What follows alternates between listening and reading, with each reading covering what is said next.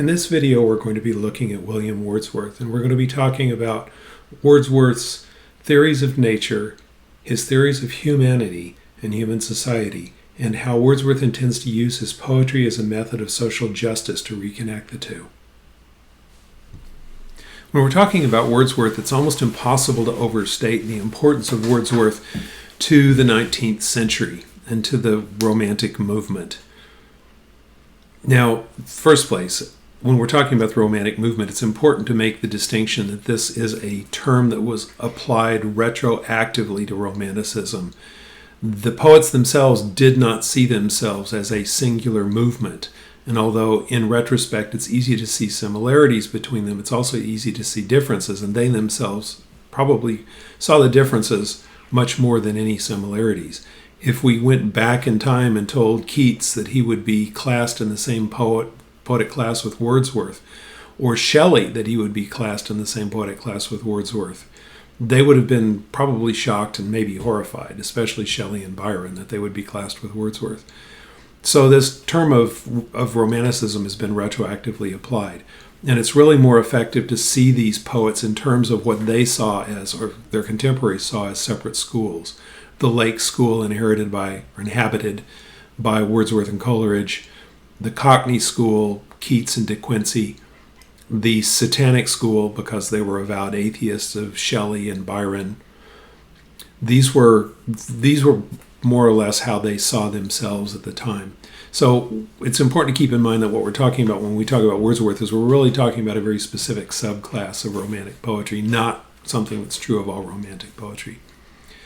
Now, nevertheless, Wordsworth became very important as a poetic figure in the 19th century, and many later writers, we'll see this with John Stuart Mill, when they talk about poetry, they're almost completely just talking about Wordsworth. They're not talking about other poets.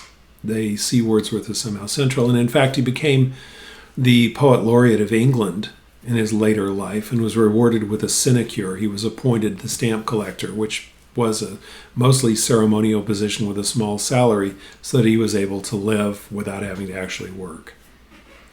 He was born the son of an upper middle class man. He was an attorney and a clerk for a lord representing his estate. And Wordsworth, because his father was relatively well off, was able to be educated. His father died fairly young, and while Wordsworth was fairly young, and Wordsworth was unable to collect the amount of money that his father was owed by his employer immediately, at least. Later on, it came through.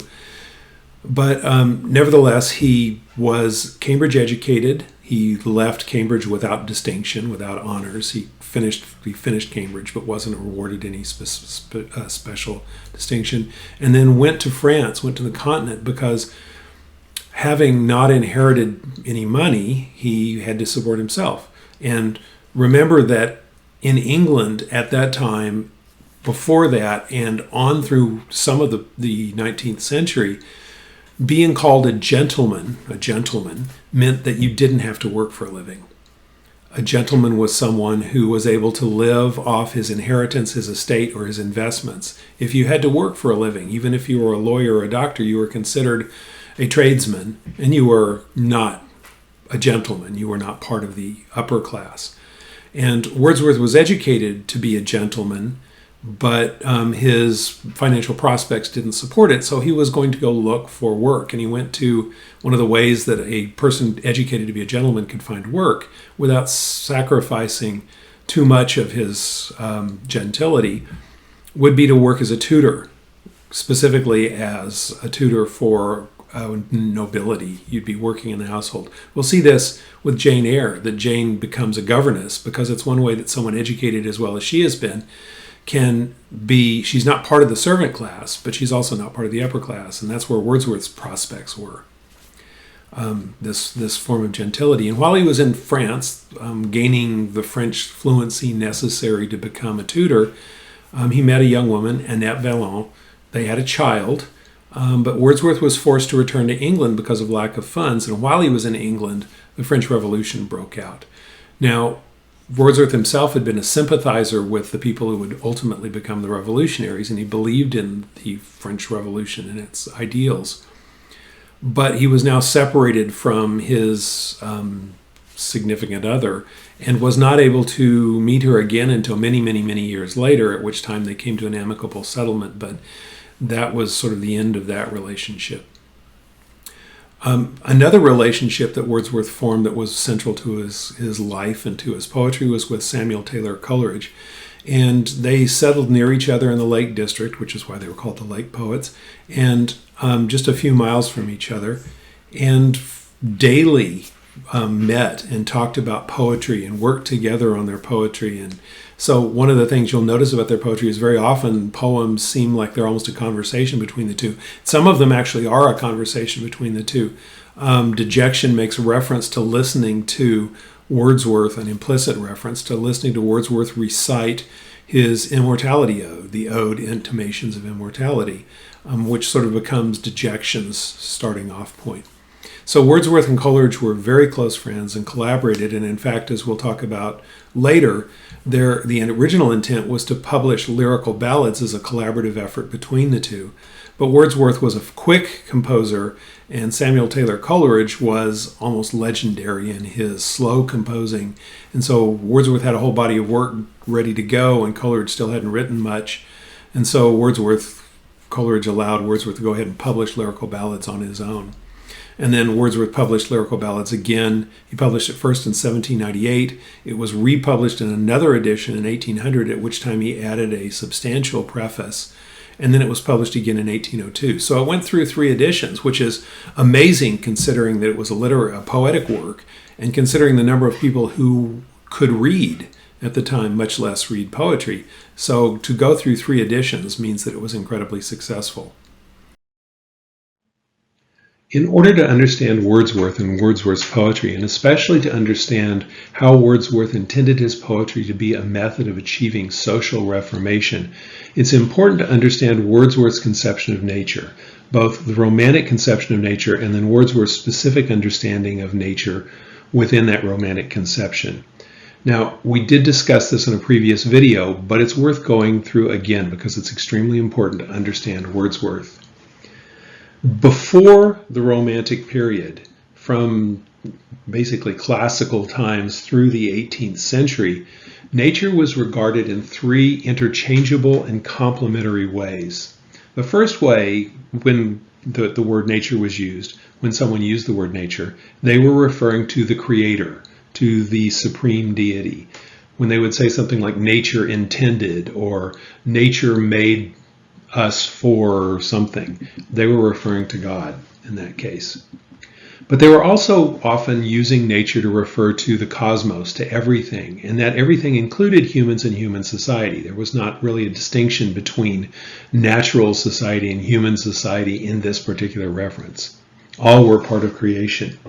But the third and especially relevant way here was that when nature was used as a limited realm, it was referred to as that which was unimproved by humans. And this is especially true from the Enlightenment period, that nature was the raw material which was improved by human civilization and society. So nature was raw, unimproved, and inferior to that which had been improved by humans. And we can see this in the shifting sense of the relation between natural and artificial. For us, natural is a good thing and artificial is worse. We would rather have natural ingredients than artificial ingredients in our food. But before the Romantic period, artificial meant made better. It was improved by civilization, by human artifice. And so natural, the raw material, was inferior to artificial, that which had been improved by human society. Now, at the latter end of the 1700s, at the latter end of the 18th century, this concept of nature began to shift. Nature shifted from this concept of everything, or at best, that which had been unimproved by humans, and became something which became separated from human society in an essential way. As a result of the Industrial Revolution, human society and nature became 2 separate realms. And humans, of course, were part of society, separated from nature.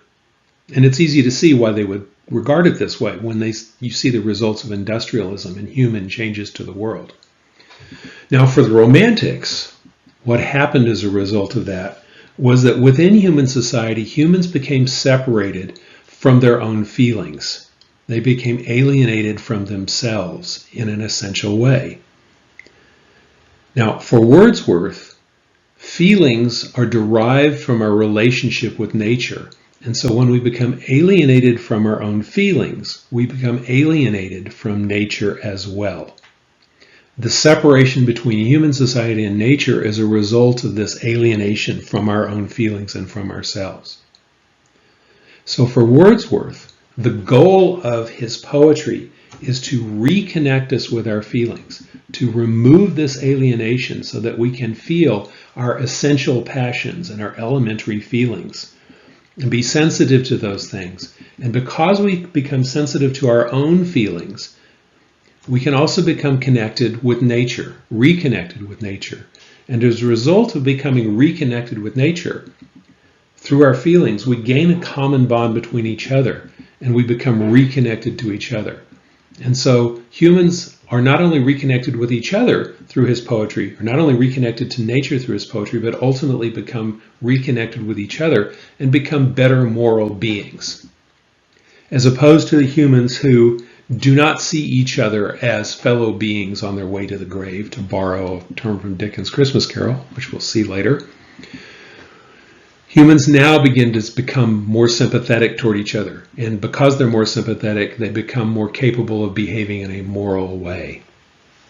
And so Wordsworth hopes that he will be able to use this reconnection with our feelings to rebuild our reconnection with nature and thereby rebuild our reconnection to one another through our common feelings. We're going to be looking at Wordsworth's preface to Lyrical Ballads. As I mentioned earlier, Lyrical Ballads was a collection of poems that William Wordsworth and Samuel Taylor Coleridge were intending to collaborate on, but Coleridge, because he did not have enough material ready to go when Lyrical Ballads was published, pulled out of the work, and ultimately it became simply William Wordsworth's work. At the beginning of Lyrical Ballads, he included a preface. In the initial edition of Lyrical Ballads, 1798 edition, it was a relatively short preface. But once Wordsworth realized he had an audience and that his poetry was becoming successful and that he was going to have to republish another edition, he expanded it in the 1800 edition and then expanded it further in the 1802 edition, which is the one that we have and we'll be looking at now. Now, it's important to look at the preface to Lyrical Ballads because the poems themselves are very important, but Wordsworth, in his sort of manifesto of what he's attempting to accomplish through his poetry, helps us understand what he's trying to do and how he plans to do it. We will be looking at this text in order to answer 4 separate questions. The first question we will be answering is, what is the problem? What is the current social circumstance that Wordsworth feels threatens human society and for which he feels he must write these poems? The second question is, what is the solution? In other words, how can poetry help this particular set of problems? The third question is, who is the poet? What kind of person is it that can construct these poems in order to help remedy the problems of society? And then finally, what is a poem? What is this medium for social change created by the poet? And we'll be going through Lyrical Ballads out of order. We're going to be taking the sections out of order in order to answer these specific questions. Now, Lyrical Ballads itself needs a preface because it was at the time a revolutionary form of poetry in a very real way. Poetry up until this time, poetry through the 18th century, was regarded as an elevated form of discourse. Aristotle classes poetry as the next highest level of discourse under tragedy. And as an elevated form of discourse, of course, poetry must use appropriately elevated language and deal with appropriately elevated topics, the problems of the nobility, the human condition, the problems of human society. And so poetry was seen as an elevated discourse which dealt with elevated topics. And of course, because it was an elevated discourse, poetry was unable to use what would be known as the vulgar language. And once again, vulgar here doesn't mean crude in the sense that it talks about socially unacceptable things or that it uses swear words. But vulgar in this case simply means the language of the vulgar herd, the less educated people of society. Vulgar people are less educated, lower class people. So poetry can't use vulgar language. And since it can't use vulgar language, it becomes very hard to talk about some things that are commonplace in elevated discourse. So you can't talk about sheep, because sheep are dirty farm animals. Kind of dirty, not very smart, really annoying in many ways, farm animals. So since you can't talk about them in poetry, but since you have shepherds and you must have sheep, you have to call them something else. So let's call them the fleecy herd. And so the fleecy herd now elevates mundane sheep into something poetic, and you can talk about it. You can't talk about fish. Fish are everyday sorts of things. They're laying out in fish markets. They don't smell good. So we have to call them the finny tribe. And so poetry uses this elevated form of discourse. And the problem with that for Wordsworth is that by using this poetic language, this specific poetic discourse, poetry ends up being written for poets, for educated people, but especially for other poets, because the average person is not able to understand that kind of discourse. And so poetry becomes separated from human society and separated from the lives of most people. It becomes useless. And that's one of the things he complains about here. And we'll be looking specifically about how Wordsworth seeks to use his poetry and his poetic language to redress this separation, this alienation between poets and society. Now, the title of the collection is Lyrical Ballads. That's the title of the collection. And the title of the essay we're reading is the preface to Lyrical Ballads. So we are reading the preface to the collection Lyrical Ballads. Now, Lyrical Ballads itself is an interesting title because that is in itself immediately obvious as an oxymoron.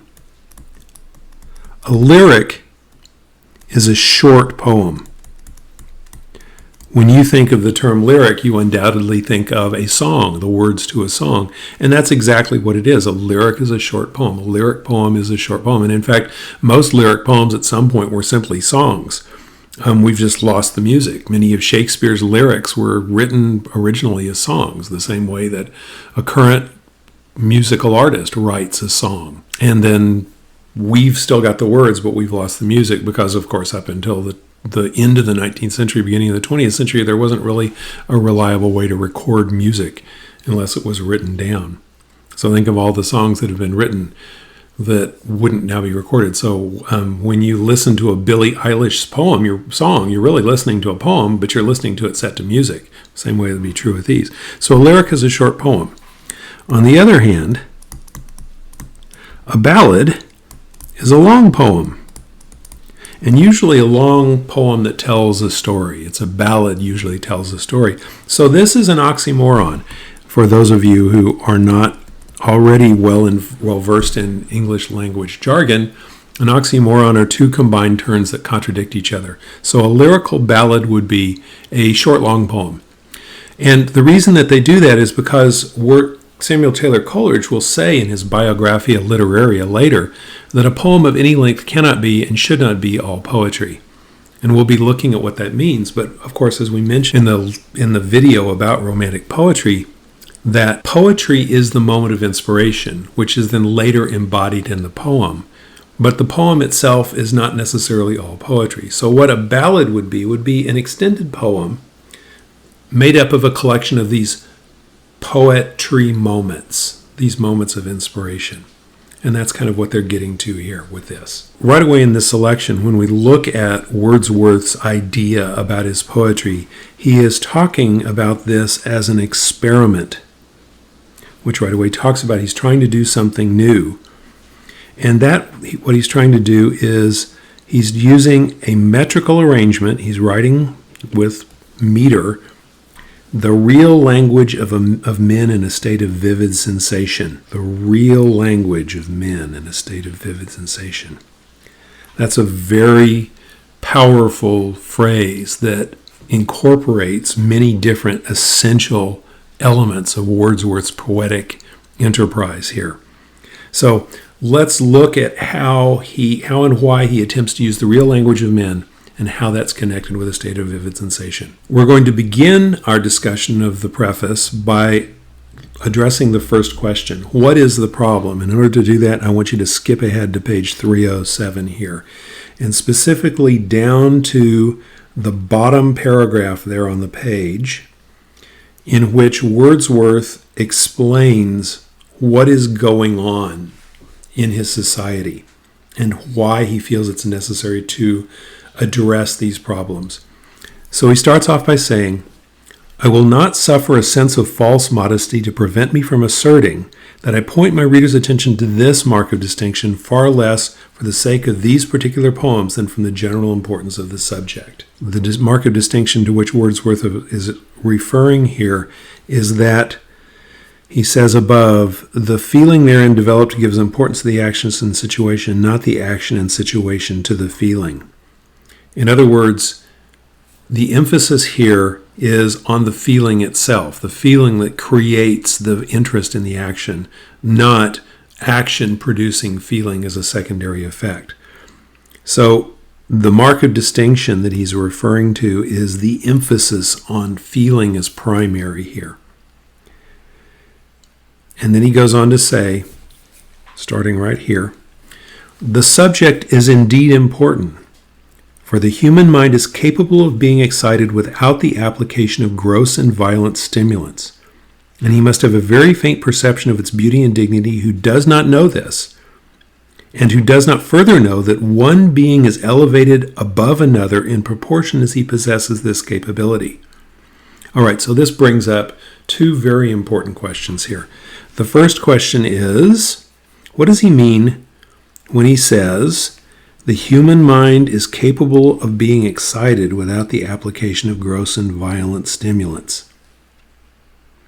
And then the next question is, how does one being become elevated above another? How does one being become superior to one another in proportion as he possesses this capability to be excited without the application of gross and violent stimulants?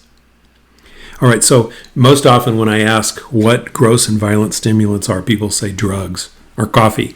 But as important as coffee is to survival, and believe me, it's absolutely essential to mine, that's not what he means.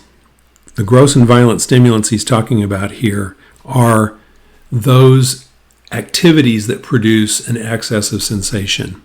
So he would mean specifically things like roller coasters, things that scare us, or jumping out of airplanes with parachutes, things that scare us into feeling, those things that produce massive states of emotion. And he would also include in those things, and he will in a moment specifically include in those things, forms of literature like Gothic literature that are designed specifically to scare us.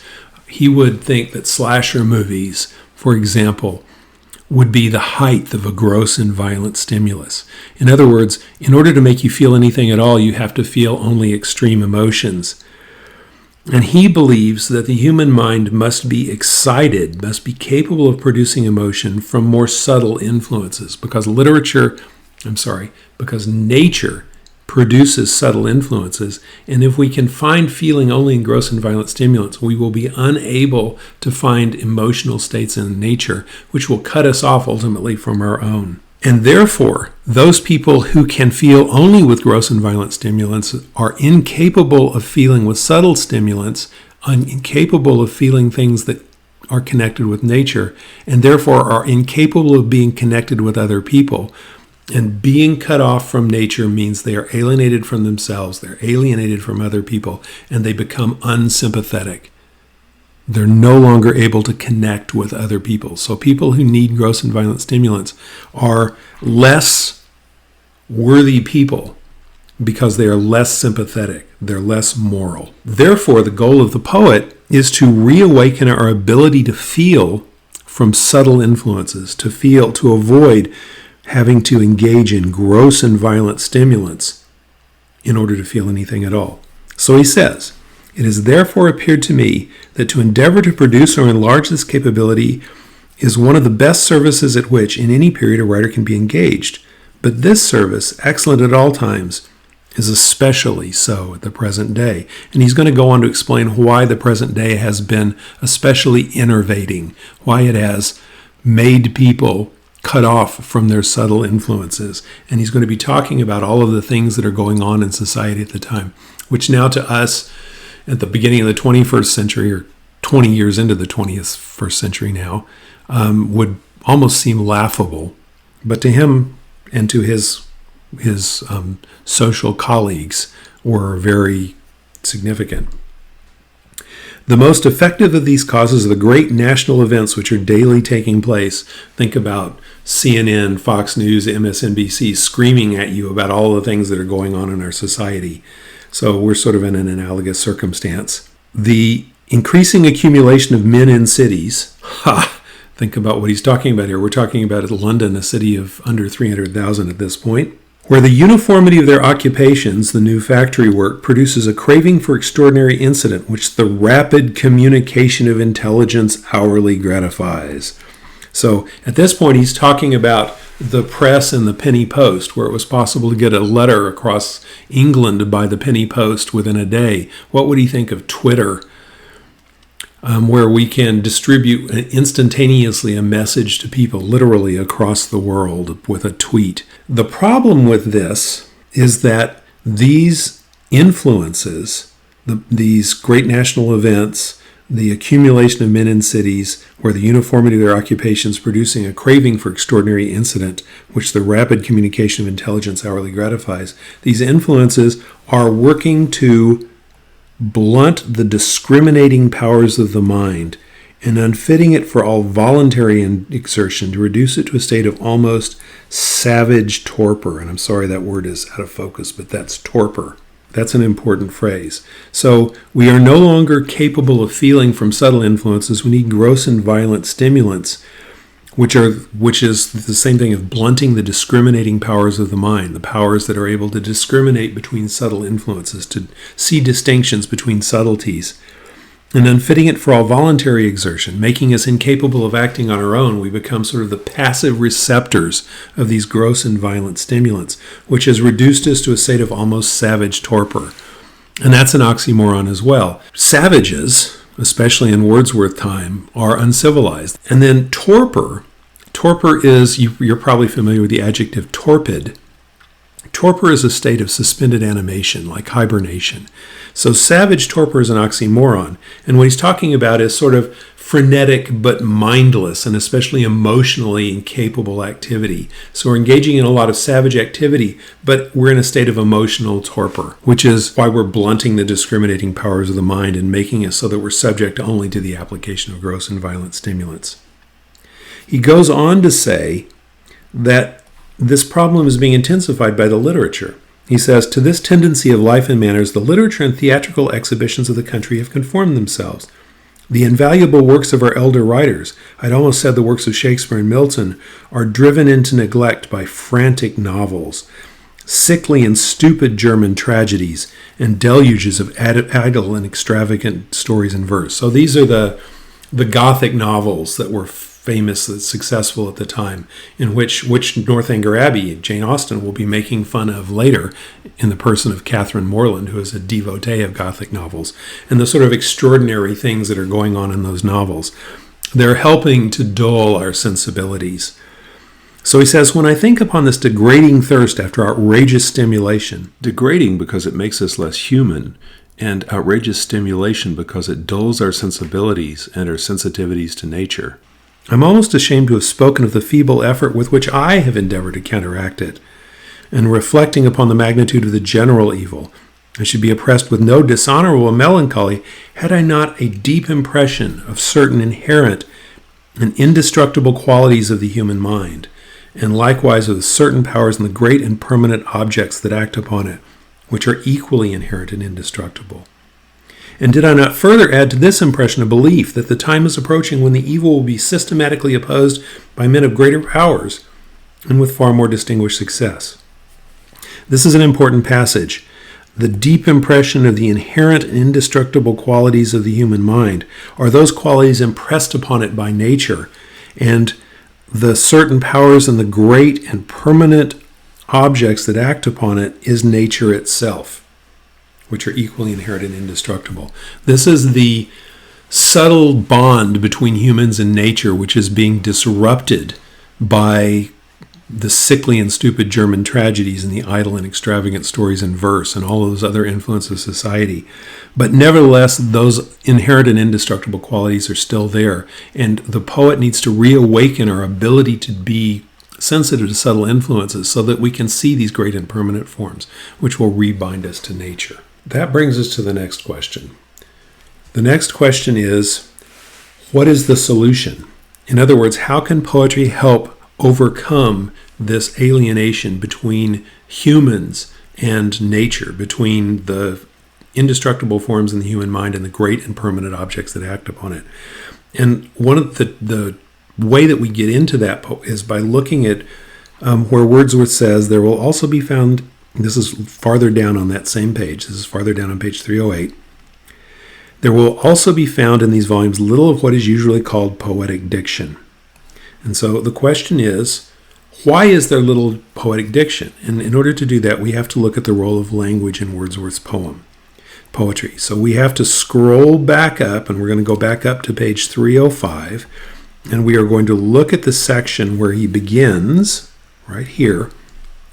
The principal object, then, which I proposed to myself in these poems was to choose incidents and situations from common life and to relate or describe them throughout as far as possible in a selection of language really used by men, as opposed to poetic diction. And at the same time to throw over them a certain coloring of the imagination whereby ordinary things should be presented to the mind in an unusual way. This is an important passage. This is where the term romanticism comes from, right? The coloring of the imagination where ordinary things are presented to the mind in an unusual way. M.H. Abrams has another book about Blake called Natural Supernaturalism. And that term, natural supernaturalism,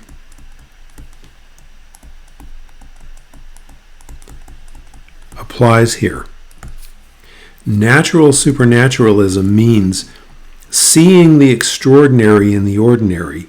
We become so used to experience that we cease to see many things that are truly amazing as extraordinary. Giving birth to a child. Think about that. 9 months before, there is literally nothing there. There is no child. And then through a process that I'm sure you're familiar with, but I won't bother to describe to you, 9 months later, there is a whole independent human sitting there. That's an amazing thing. But we're so used to it because we were all born, so everyone went through it at some point. So it becomes sort of a commonplace thing, but it really is extraordinarily when you look at it. So we become used to our experience and we cease to see it. And so one of the things, Wordsworth is going to use the imagination. He's going to use that lamp that M.H. Abrams describes to throw a light on things whereby they will be presented to the mind in an unusual way. Shelley will actually use that idea of throwing a light on things that makes them look different later. And then he's going to go on and say, and further and above all, to make these incident situations interesting by tracing in them, truly, though not ostentatiously, the primary laws of our nature, chiefly as regards the manner in which we associate ideas in a state of excitement. Okay, so I'm not going to go into this in a lot of detail, but he's making a reference to Hartleyan psychology, which was the dominant pre-Freudian form of psychology at his time. Hartleyan psychology it's associational psychology. It's based upon the ideas of Locke, that we're basically born as a tabula rasa, and that we learn from experience and by associating ideas together. And initially ideas are associated accidentally, but through time, experience, and reason, we learn to make associations that will hold up, and that becomes knowledge. And so he's talking about the fact that all of us derive our knowledge ultimately from a similar set of primary experiences. So we all share a similar basis of knowledge. And he's going to try to get us close to that, as close as possible to that similar basis by looking at low and rustic life. Low and rustic life was generally chosen because in that condition, and this is an essential passage, the essential passions of the heart find a better soil in which they can attain their maturity, are less under restraint, and speak a plainer and more emphatic language. He's choosing low and rustic life for the source of the language of his poetry because it's closer to the essential passions. Because people in rural society do not feel as compelled as people in upper crust society to control their emotions. They're more honest about their emotions. They speak their emotions more directly, and their language is more directly evocative of and expressive of emotions because they're less under restraint and speak a plainer and more emphatic language. I can't stress that enough. And one of the common misunderstandings of Wordsworth's poetry is that he uses simple language because he's writing poetry for farmers. That's not true. He's not writing poetry for farmers. Farmers are, for the most part, functionally illiterate. They can't read the poetry. Most of them wouldn't read the poetry if they could. They just don't have time, right? They work from dawn until dusk, and then they're exhausted and they go to sleep and they get up and work from dawn until dusk the next day to survive. They don't have the leisure to sit around and read poetry. He's not writing for the common people. He's using the common people's language because he believes that the common people speak a language that is more pure, less contaminated by society. He goes on to say, in that condition of life, our elementary feelings coexist in a state of greater simplicity and consequently may be more accurately contemplated and more forcibly communicated. Now, Wordsworth is guilty of a certain amount of upper crust, not a certain amount. He is clearly guilty of upper crust patronage here. He is patronizing the poor people.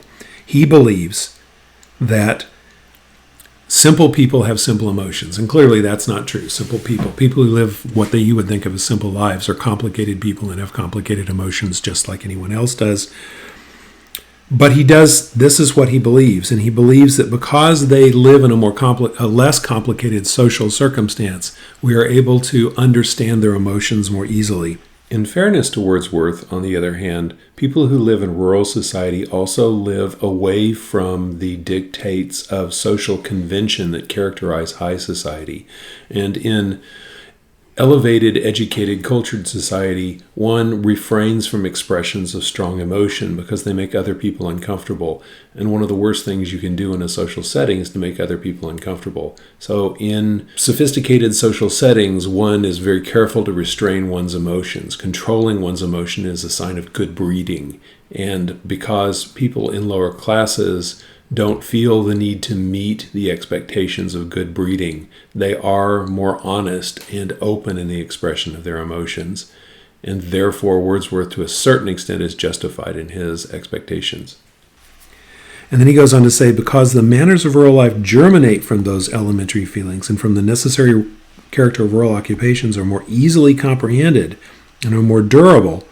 And lastly, because in that condition the passions of men are incorporated with the beautiful and permanent forms of nature, remember that earlier passage, the language of rural people, the language of farmers, is language that is closer to their basic emotions and also closer to the beautiful and permanent forms of nature. And so by using those emotions, using that language rather, Wordsworth is more effectively able to evoke those emotions, or better able to contemplate the emotions, to express the emotions, and to evoke them in other people. That's why he goes on to say, the language too of these men is adopted, purified from what appear to be its real defects, from all lasting and rational causes of dislike or disgust, because such men hourly communicate with the best objects from when the best parts of language are originally derived, and because from their rank in society and the sameness and narrow circle of their intercourse, being less under the influence of social vanity, they convey their feelings and notions in simple and unelaborated expressions. In other words, they don't engage in any of that nonsensical poetic diction. They don't engage in elevated forms of discourse. They simply and honestly express their feelings in authentic language, which makes it more fitting for poetry. Accordingly, Such a language, arising out of repeated experience and regular feelings, is a more permanent and a far more philosophical language than that which is frequently substituted for it by poets, who think they are conferring honor upon themselves and their art in proportion as they separate themselves from the sympathies of men and indulge in arbitrary and capricious habits of expression in order to furnish food for fickle taste and fickle appetites of their own creation. In other words, poets, traditional poets using poetic diction, cut themselves off from human sympathy and from human emotion and end up just creating the problems that Wordsworth himself is trying to solve through simple language. So that brings us to the next question. The next question is, what is a poet? In other words, who is this person who constructs this poetry using this authentic language in order to reconnect his readers with themselves, with their own humanity, through their connection with nature, and thereby connecting them to one another and helping to overcome the savage torpor which produces this alienated society? So in order to do that, we need to scroll down to page 309. I apologize again for the quality of my scan here, and look at what is conveniently labeled for us as what is a poet. So we're going to be looking at how the poet has the particular personality traits that will make him more effective at rejoining human society. So he says, taking up the subject then upon general grounds, I ask, what is meant by the word poet? What is a poet? To whom does he address himself? And what language is to be expected from him? He is a man speaking to men. Okay, so I have to interrupt this for just a moment to say that although it's convenient to say at the time the neuter singular pronoun for humanity was men and male, it is in fact true that he really does seem to be talking about men as his compatriots would at the same time. Wordsworth was accompanied pretty much everywhere he went during his early life with his sister, Dorothy, who was in herself a very talented writer. And we know a lot about Wordsworth's life from reading her journals, the famous Grasmere journals, referring to, describing their travels and their activities. So she was quite the talented writer herself, but interestingly enough, she doesn't seem to have been, it didn't occur to Wordsworth that she could also be a poet for some reason. So anyway, he's a man speaking to men. A man, it is true, endued with a more lively sensibility, more enthusiasm and tenderness, who has a greater knowledge of human nature and a more comprehensive soul that are supposed to be common among mankind. So what's his first characteristic? His first characteristic is that he has greater sensibility. In other words, sensibility in this term, remember Jane Austen is writing about the same time, Sense and Sensibility. Sensibility means sort of emotional, being in touch with your emotions. In modern terminology, that's what it would mean, being in touch with your emotions. He is more in touch with his emotions and has a greater knowledge of human nature. Now, it's interesting that Jane Austen in Sense and Sensibility is making fun of this quality in Marianne.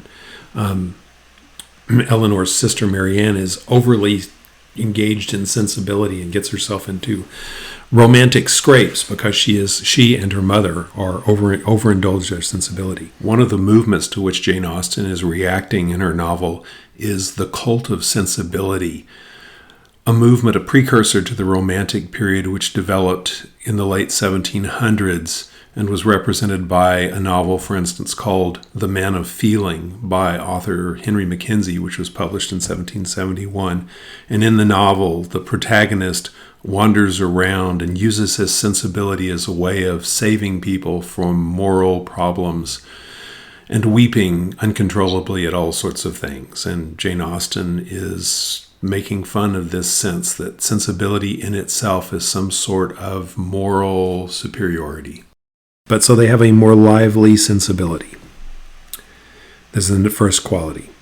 A man pleased with his own passions and volitions, who rejoices more than other men in the spirit of life that is in him, delighting to contemplate similar volitions and passions as manifested in the goings-on of the universe, and is habitually impelled to create them where he does not find them. So not only does he enjoy his own sensibility, and he enjoys the evidence of sensibility he finds elsewhere. But when he finds circumstances in people who are insensible, he tries to correct that by imbuing upon them sensibility as well. So clearly a poet is someone who not only goes about and sort of solipsistically or selfishly engages in his sensibility, but he wants to share sensibility. To these qualities he has added a disposition to be affected more than other men by absent things as if they were present. Okay, so I once asked a class what this means, to be affected by absent things as if they were present, and one of the students replied, it means he's insane. And that's very funny, but that's not actually what it means. What it means is that he has, this is his second quality, he has a good imagination. That he has the ability to imagine characteristics even if they're not there. Imagine things even if they're not there. The term imagination, although it's been around for a long time, is really just coming into vogue as an important quality of poets. That notion. And we'll see that when Coleridge, later in Biographia Literaria, writes a whole chapter making a distinction between the primary imagination, the secondary imagination, and the fancy, and how their respective roles in creating poetry. So we will be looking at that later. But this, number 2, he has to have a good imagination. An ability of conjuring up in himself passions, which are indeed far from being the same as those produced by real events, yet especially in those parts of the general sympathy which are pleasing and delightful, do more nearly resemble the passions produced by real events than anything which, from the motions of their own minds merely, other men are accustomed to feel in themselves. This means he has a good imagination, and that he's able to use that imagination to conjure up in himself emotion, real emotion, even though he says, and this will be important when we look at Tintern Abbey, by the way, emotion, it's not as good as the original, but it's as close as you can get without being in the original circumstance. So the original moment is that moment of original inspiration, that moment where you sort of have this transcendent moment where you are taken out of yourself. We'll be talking about that, in fact, when we look later at the term ecstasy. When you're taken out of yourself by your emotion, that's the original moment of inspiration. That's the moment of poetry. And then when you write the poetry, you're able to recreate in yourself some simulacrum, some similar emotion to that, which you then use to create the poem. We'll be talking about that in a few moments in a later part of the preface. So they do more nearly resemble the passions produced by real events than anything which, from the motions of their own minds merely, other men are accustomed to feel in themselves. So they're able to evoke in themselves a more authentic state of emotion than normal humans can. So that's the second thing. He has the ability to use his imagination to create emotion. The third thing is this. Whence and from practice he has acquired a greater readiness and power in expressing what he thinks and feels, especially those thoughts and feelings which, by his own choice or from the structure of his own mind, arise in him without immediate external excitement. So this expressing what he thinks and feels is important. So he has to be someone who has a lively sensibility. He is capable of creating emotional states in himself, even without external stimulants, gross and violent stimulants, as he said earlier, especially those things which other people are likely to sympathize with. And then he is capable of expressing those people. In other words, he's able to write them down in poetry to reach other people. So that's what makes a poet. He is someone who is able to create these emotional states that will reconnect us with nature and with ourselves, and then express them in poetry in a way that is effective in accomplishing that end. Finally, the question is, the last question, is what is a poem? So what is this medium that embodies the poet's sensibility in a way that is able to evoke that sensibility in others in order to provoke our reconnection with nature and enact social change? And if you look ahead at page 314 of the preface, we will see this under the section which says emotion recollected in tranquility. And one of the things I need to tell you is this is probably Wordsworth's most famous passage. If you are an English major contemplating grad school, you will see this passage again, because this is one of the things that from Wordsworth's prose that's most often reproduced. And in this, he describes how the poetry is produced. He says, repeating himself, that poetry is a spontaneous overflow of powerful feelings. That brings up the question, so what does spontaneous mean? Now, many people think spontaneous means unplanned, and we often use that word to mean that, but that's not its original meaning. The terms of spontaneous here means the same thing it means in chemistry. In chemistry, a spontaneous reaction is a reaction that occurs without external motivation. It takes place on its own. You don't need to do anything to it. So if you put sodium together, if you drop a block of sodium, which is a metal, into a liquid into which you have dissolved chlorine gas, if you put sodium in connection with chlorine, what do you get? Well, you get a spontaneous reaction. And in the case of sodium and chlorine, you get a violent spontaneous reaction because sodium and chlorine have so much chemical affinity that they bond together, releasing a tremendous amount of energy and producing sodium chloride, which we know of as salt. This turns out to be this. So the question is this spontaneous overflow of powerful feelings. And how does this take place? And Wordsworth describes this in very scientific terminology. He's really trying to reduce this to sort of the science. He says, it takes its origin from emotion recollected in tranquility. The emotion is contemplated till by a species of reaction, there we go with our sodium chloride, the tranquility gradually disappears, and an emotion kindred to that which was before the subject of contemplation is gradually produced and does itself actually exist in the mind. So you sit in a quiet room and you think back on some moment where you had some sort of poetic inspiration, a moment of transcendent glory, where you were sitting in the Vale of Chamonix looking up at Mont Blanc, and you were impressed by its glory and power, and suddenly you were carried out of yourself by this emotional state. And you think back on that, and you're able to reproduce a kindred emotion, something that is like the original emotion, although not the same thing. And that's an important distinction, which will become important later. In this mood, successful composition generally begins, and in a mood similar to this, it is carried on. So generally at this particular point, you start to write when you're feeling this emotion, and then the emotion gradually fades, but you continue writing until you run out of things to say. This is what Shelley, Percy Bysshe Shelley, will call, in his defense of poetry, the fading coal. Right, the coal that bursts into flame and then burns out.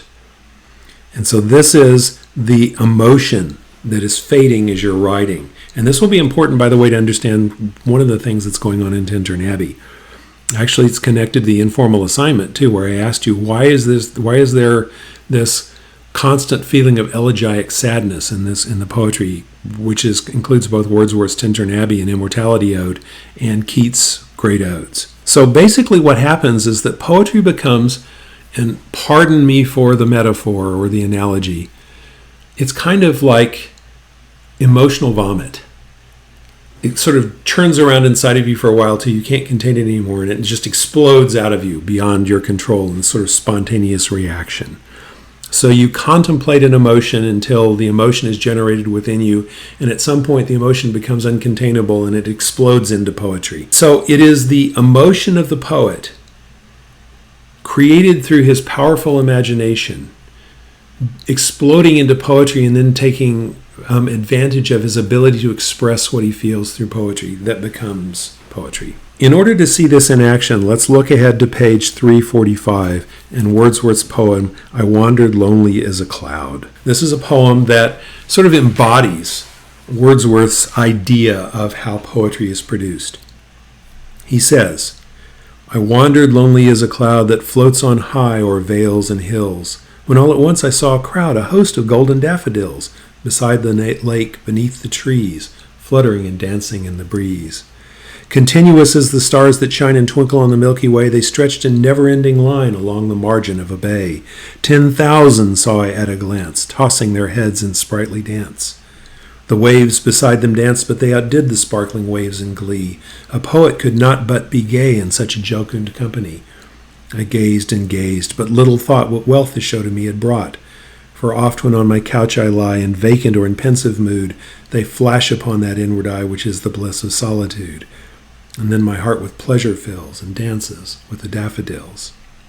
All right, so how does this poem record its own genesis? How does it record the spontaneous overflow of powerful emotions that produce the poem? So let's look at what happens in the poem. First, he's wandering lonely as a cloud. Now, those of you who are familiar with poetry will know that he is engaging in a simile here. He is explicitly comparing himself to a cloud, and a cloud that floats on high or vales and hills. So he's disconnected from the landscape. He's in this state of disconnection or alienation from the landscape. But then he sees a crowd. And you'll notice that he's engaging in personification here. Flowers do not accumulate in crowds. People do. So he's implicitly comparing the flowers to a crowd. He's personifying. He's imbuing inanimate objects with human characteristics. And so he says a crowd, but then he immediately shifts to a host. So what's the difference between a crowd and a host? Well, both of them are synonyms. A host, in this case, means a large group of people. A crowd means a large group of people. But a host also has a much more welcoming aspect, and then it has echoes of the host-guest relationship. So he says, I saw a crowd. No, not a disconnected, alienated crowd, but a host. A group of people who will welcome me, of golden daffodils. And immediately he's connected back to the landscape. Before he'd been floating on high over vales and hills, but now he's beside the lake, beneath the trees, with the flowers fluttering and dancing in the breeze. So he establishes this connection as opposed to the previous disconnection. And he goes on to describe the flowers as continuous as the stars that shine and twinkle on the Milky Way. They stretched a never-ending line along the margin of a bay. 10,000 saw I at a glance, tossing their heads in sprightly dance. All right, so there is a book by a critic, Jeffrey Hartman. He was one of the Yale Gang of Four, who's responsible for bringing deconstruction to America. He, J. Hillis Miller, Jeffrey Hartman, Harold Bloom, Paul de Man are the four. Brought this here. And so Jeffrey Hartman was a Romantic scholar, and he has a book on Wordsworth in which he argues that Wordsworth is afraid of the sublime. Okay, so we need to make an explanation of what that means. It's a distinction between the sublime and the beautiful. The beautiful is an aesthetic quality. It's something you see, right? You look at something. It comes from arrangement. It comes from texture. It comes from color. It comes from visual perception, or from sound perception, or even from smell, So it comes from arrangement. The sublime is different. The sublime is an experience, an emotional experience, and it's an experience of power, of superior uncontainability.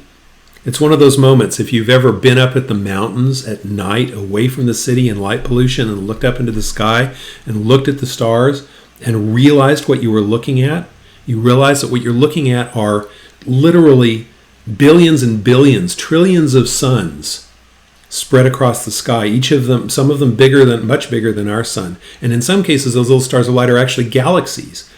If you look at a Hubble space image of a galaxy cluster, what you're seeing is, within less than 1 degree of space, thousands of galaxies, each one containing trillions of suns. And when you start to look at that and you realize what you're looking at, all of a sudden you get this, what Douglas Adams calls the total perspective vortex, which in Douglas Adams' book, Hitchhiker's Guide to the Galaxy, a classic you should definitely read, produces insanity, because you get this sense of this immeasurable and incomprehensible size and power. And the sublime is a sense of that power. But one of the things about that power is it's very frightening. And it's also ineffable, inexpressible, unable to be captured in words, which is especially frightening to a poet because it separates himself from the people to whom he's trying to describe emotions. So the sublime is frightening to the poet because it is alienating and isolating. And so Wordsworth tries to offer us something that is both sublime and containable at the same time. You'll notice that it's a never-ending, right, infinite line. So on one hand, it's infinite, but on the other hand, it's constrained into a line. They're continuous as the stars that shine and twinkle on the Milky Way. So they're a huge number, but nevertheless, they're constrained by the margin of a bay. They're within a margin of a bay. So it's both infinite and finite at the same time. He's trying to keep this infinite number under control. The waves beside them danced, but they outdid the sparkling waves in glee against, again, personification. Because flowers don't dance. The wind blows and they more or less randomly wave back and forth. Dancing implies intent, and flowers don't have intent. But he nevertheless sees them as sort of the personification of humans in nature. A poet could not but be gay in such a jocund company. I gazed and gazed, but little thought what wealth the show to me had brought. So the question is, what wealth does the show bring to him? And interestingly enough, we'll see that concept of this emotional experience as a kind of emotional capital, which you can save up and spend later. And he ends this with a colon. And what a colon means is that what comes after the colon renames in some way what comes before. That's its grammatical purpose. A colon is the grammatical equivalent of an equals sign. So the next stanza is going to explain what this wealth is. And the wealth is his ability to experience this emotion again later. He says, "For oft when on my couch I lie in vacant or in pensive mood." So in other words, when I am similar to the state when he wandered lonely as a cloud, they flash upon that inward eye which is the bliss of solitude, and then my heart with pleasure fills and dances with the daffodils. And then presumably he sits down, his emotion fills his heart, it starts to overflow into a spontaneous overflow of powerful emotion, and he writes this poem. So this poem in some way sort of records its own genesis.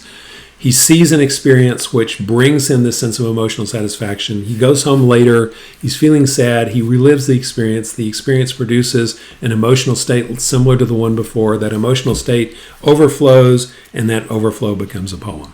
So this is a poem which records the process that he describes in the spontaneous overflow of powerful emotion. Next, we'll be looking at Wordsworth's conversation poem, Tintern Abbey, the actual title of which is Lines Composed a Few Miles Above Tintern Abbey on Revisiting the Banks of the Wye During a Tour, July 13, 1798. But that's a mouthful, so for convenience, we've abbreviated it to just simply Tintern Abbey. And we'll be looking at that in detail in the next video.